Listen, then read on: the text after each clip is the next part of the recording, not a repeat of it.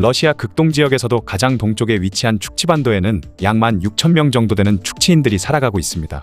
그런데 이들에게는 가까운 친척이나 친구를 찾아가서 자신을 죽여달라고 부탁하는 황당한 풍습이 있다고 하는데요. 대체 왜 이들에게 스스로 목숨을 내던지는 엽기적인 전통이 생긴 것인지 지금부터 함께 알아보시죠. 오늘 소개해드릴 축치인들이 주로 거주하는 지역은 시베리아 북동부에 위치한 추코카 자치구로 영국 프리미어리그 첼시의 구단주였던 로만 아브라모비치가 2000년부터 8년 동안 이 추코카 자치구의 주지사로 있었던 것으로 유명합니다.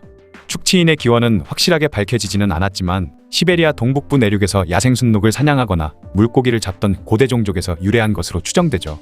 이들은 적어도 6000년 전부터 추코카 반도 내부에 살면서 사냥 등의 수렵 생활을 하며 살았다고 합니다. 축치인이 러시아 기록에 처음 등장한 것은 1640년대이며 기록에 따르면 이들 축치인은 툰드라 지대에서 순록을 기르는 유목그룹과 해안가에 정착해 에스키모인들과 더불어 해양동물을 사냥하며 살던 정주그룹으로 나뉘었다고 하죠.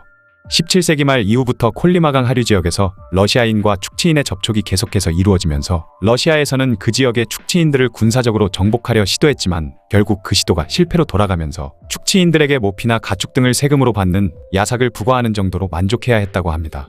축치족은 러시아가 1917년 혁명으로 몰락하기 전까지 그들에게 복종하지 않은 유일한 원주민으로 그들은 러시아인들이 시베리아를 침략해올 때 창과 화살 같은 원시적 무기를 든 채 총포로 무장한 코사크에 대항해 싸웠다고 하죠. 축치인들은 만약 싸우다 자신들이 죽게 된다 하더라도 자기 종족으로 다시 환생한다는 믿음을 가지고 있었기 때문에 죽음을 두려워하지 않고 적진에 뛰어들었다고 하네요. 1643년 축치족의 존재를 처음 알게 된 코사크들은 축지반도 태평양 해안에 요새를 만들고 그곳에 600명의 병사와 1개 포대의 병력을 주둔시킨 후 축치족들에게 모피와 토산물을 야삭으로 바치라고 요구했지만 축치족은 매우 호전적인 성향의 전투민족인데다 주변 민족들을 열등하게 여기는 성향이 강했기 때문에 러시아의 요구를 들은 척도 하지 않았다고 하죠. 러시아도 처음 50년 동안에는 축치와 싸워서 이득이 될 게 없다고 판단해 싸움을 걸지 않았다고 합니다.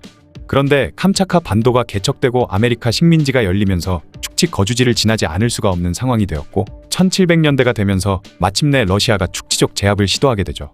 러시아가 첫 공격 대상으로 삼은 것은 축치반도의 축치족과 캄차카 반도의 코랴크족이었는데 비교적 협조적으로 나온 코랴크족과 달리 축치족은 러시아인들에게 조금도 타협하지 않았다고 합니다. 때문에 러시아는 1708, 1709, 1711년에 연이어 원정대를 보내 축치족을 공격했죠. 하지만 축치 사람들이 죽음을 두려워하지 않고 싸우는 탓에 러시아의 공격은 번번이 실패로 돌아가고 말았습니다. 축치인들은 총을 두려워하지 않았기 때문에 총소리가 나도 그 자리에서 도망치지 않고 오히려 적병에게 화살을 쏘아댔으며 용맹스런 코사크마저도 그런 축치인들의 용기에 감탄했다고 하죠. 전문가들의 연구에 따르면 축치전사들의 이런 용맹한 태도는 바로 그들의 신앙에서부터 비롯된 것이라고 하는데요. 그들의 신화에 따르면 사람이 나이가 들어 죽거나 질병에 의해 죽는 것은 켈르라는 악귀가 사람의 영혼 또는 장기를 빼앗아가기 때문에 생기는 일이라고 합니다. 그렇게 켈르에게 영혼을 빼앗겨 죽은 사람은 켈르처럼 또 다른 사람에게 해를 끼치는 귀신이 돼버리는데 만약 켈르에게 영혼을 빼앗기기 전에 자발적으로 죽음을 택할 경우에는 켈르가 되지 않는다는 것이죠.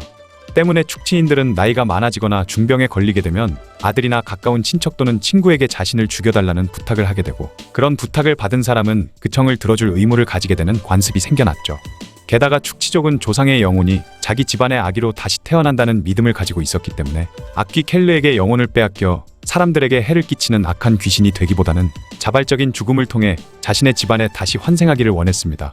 또한 축치족은 자발적으로 죽은 자들이 천상세계로 가서 좋은 대접을 받는다고 믿었기 때문에 그들이 두려워하는 것은 오직 나이가 들거나 병이 들어 죽음을 맞는 것일 뿐 전쟁터에 나가서 적들과 싸우다 죽는 것에는 아무런 두려움을 느끼지 않았던 것이죠. 계속되는 축치의 저항에 실패를 거듭하던 러시아는 1725년 표트르 대제의 명을 받고 아파나시 쉐스타코프를 대장으로 하는 원정대를 극동에 파견합니다. 하지만 그 원정대는 오히려 축치인들에게 역으로 박살이 났고 1730년 3월에는 파렌강 근처에서 지휘관까지 살해당하는 참사를 겪게 되죠. 상황이 이렇게 되자 러시아는 1731년 잔혹하기로 유명한 드미트리 파블로츠키 소령을 파견해 초토화 전술을 지시했습니다. 파블로츠키의 부대는 축치인들의 마을을 습격해 남자는 모두 죽여버리고 집은 모조리 불태웠으며 그들이 기르던 술록은 모두 내쫓아버리고 여자와 어린이는 노예시장에 팔아버렸죠.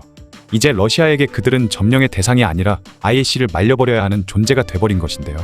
뿐만 아니라 주변의 다른 부족들까지 러시아의 편을 들면서 축치는 러시아뿐만 아니라 주변 부족들 모두를 상대로 싸우게 됩니다. 이후 1744년부터 3년한 처절한 전쟁이 펼쳐졌지만 1747년 3월 파블루츠키가 전투 중에 사망하면서 전쟁은 다시 한번 러시아 원정대의 패배로 끝나게 되죠.